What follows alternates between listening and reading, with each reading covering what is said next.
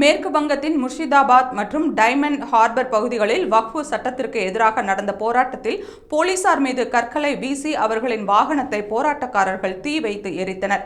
நடந்த வன்முறை பற்றி பேசியுள்ள காவல்துறை, வெள்ளிக்கிழமை தொழுகைக்கு பிறகு வக்ஃபு சட்டத்திற்கு எதிராக முஸ்லிம்கள் போராட்டத்தை நடத்தி கொண்டிருந்த போது கைதிகளை அழைத்து வந்த போலீஸ் வாகனத்தின் மீது கற்கள் வீசப்பட்டது. போராட்டக்காரர்கள் தேசிய நெடுஞ்சாலை 12ஐ மறித்து போலீஸ் வாகனத்தின் மீது கற்களை வீசி தீ வைத்தனர்.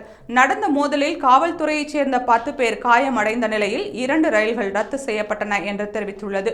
இந்நிலையில் நடந்த வன்முறை குறித்து பேசியுள்ள எதிர்க்கட்சித் தலைவரும் பாஜகவை சேர்ந்தவருமான சுவேந்து அதிகாரி, போராட்டம் என்ற பெயரில் மேற்கு வங்கத்தில் மிகப்பெரிய வன்முறை நடைபெற்றுள்ளது. இந்தியாவின் அரசமைப்பு மற்றும் சட்டங்களுக்கு எதிராக உள்ள போராட்டக்காரர்கள் தெருக்களை தங்கள் கட்டுப்பாட்டுக்குள் கொண்டு வந்து வன்முறையை ஏற்படுத்தியுள்ளனர். வகுப்புவாத வன்முறையின் போது இந்துக்களின் 86 கடைகள் மற்றும் வீடுகள் அழிக்கப்பட்டு சூறையாடப்பட்டுள்ளன என்று தெரிவித்துள்ளார்.